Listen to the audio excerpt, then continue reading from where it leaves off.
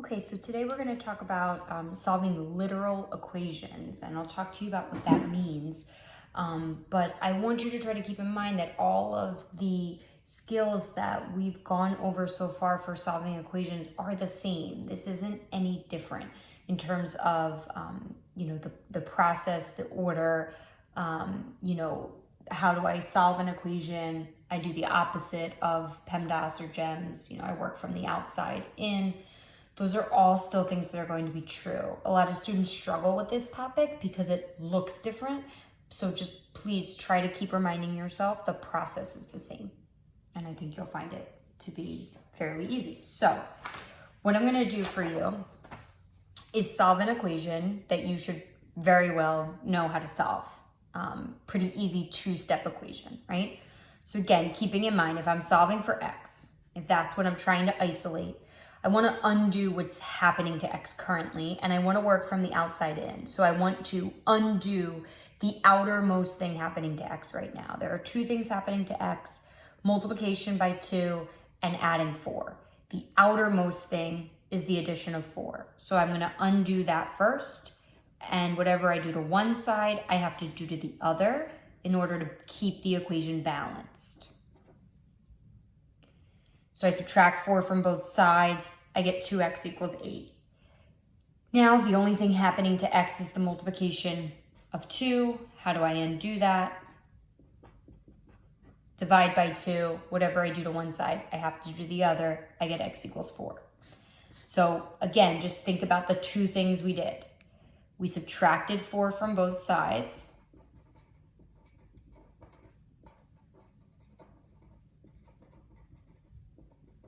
And then we divided by 2 on both sides. Whether that was a 4 or a 10 or a 20 or a 1/6, right? It doesn't matter what that value was. The first step would be to subtract it from both sides. And same thing with the 2. It doesn't matter if the 2 was a 5 or a -10 or a 1/2. We would still technically divide by whatever that coefficient is in order to isolate x. So just try to keep those things in mind. I want you to really focus on that for a minute.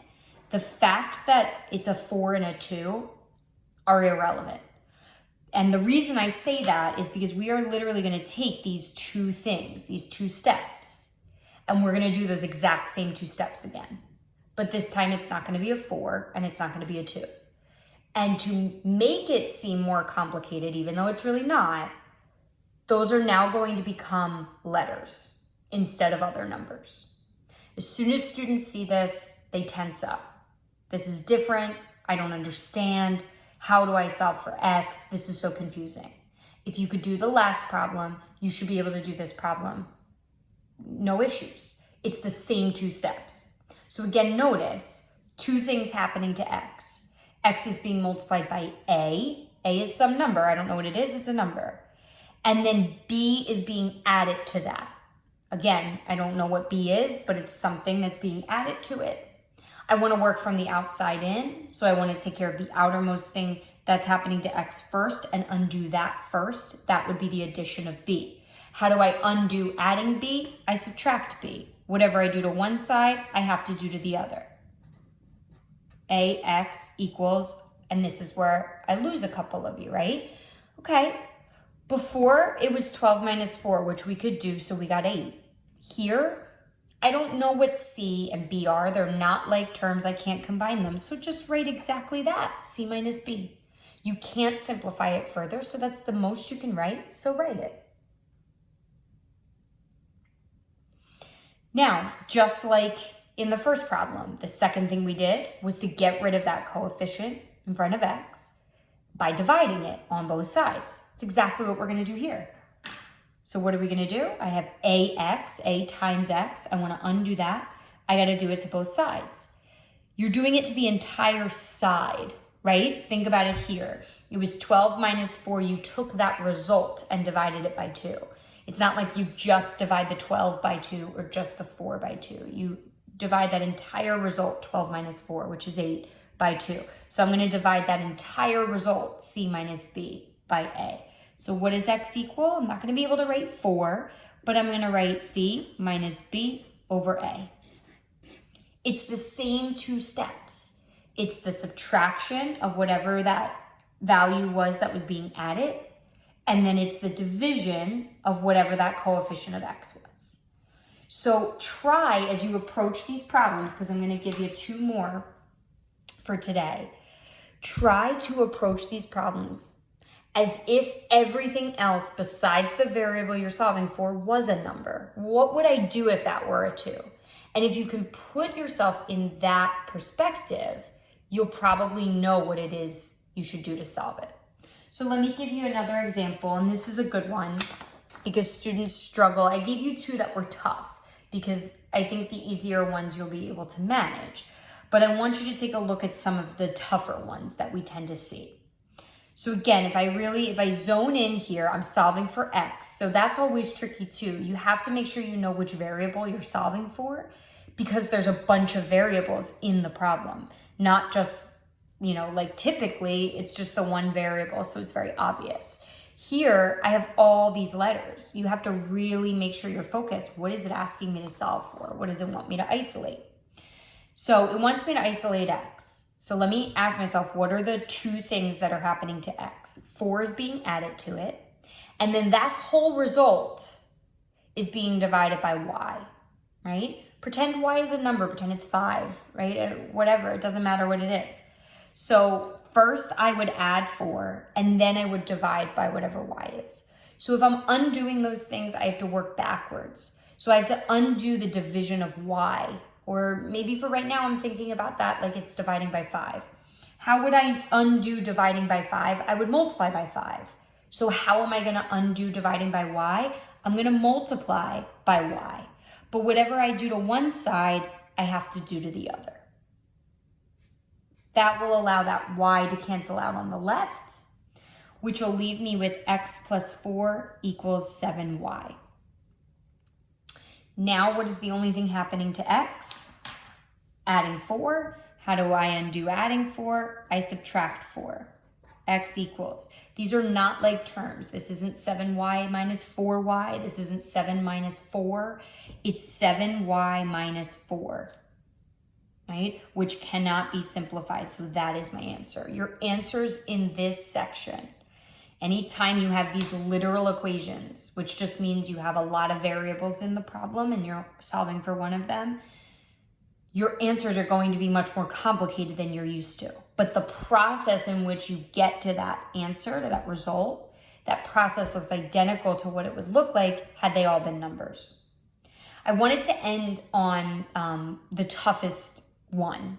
Students struggle with this a lot, and I really like to show it to you guys over and over and over again so that way you just have that exposure constantly and hopefully it'll click.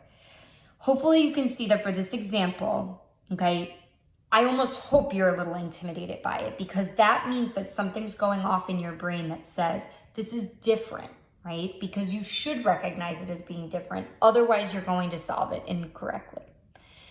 The reason this one is so different, what makes a problem like this so special, is the variable that I'm solving for is in the denominator of a fraction.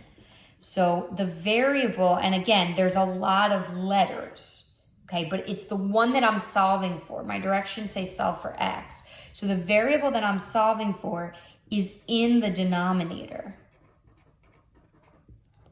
That's strange. Okay, so what students tend to do is they look at this problem and they say, well, I want to undo the M and whatever I do to one side, I have to do to the other. Boom, done. That doesn't move your X. And if my X doesn't move, that means it's still in a denominator, which means I didn't solve for X. I solved for 1 over X. If I never move that X out of the denominator, I'm never going to get X equals because it's still in the denominator of some fraction. Whether or not you get rid of that M isn't going to change that X is in a denominator. So when you have a problem like this, and I hope that it's like red flag, right? Something goes off and you're like, wait a second. The variable I want to solve for is in the denominator. I got to do some prep work first.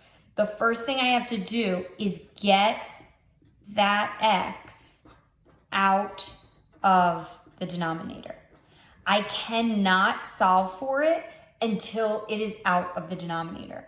So always, always, always, if the variable you're solving for is in the denominator, you have to multiply both sides of your equation by the variable you want to solve for. It's the only time that you even think about touching that variable that you're solving for, right? Every other time it's just undo everything else that's being done to it. Don't touch that x. Don't do anything with x. Just undo the things around x, right?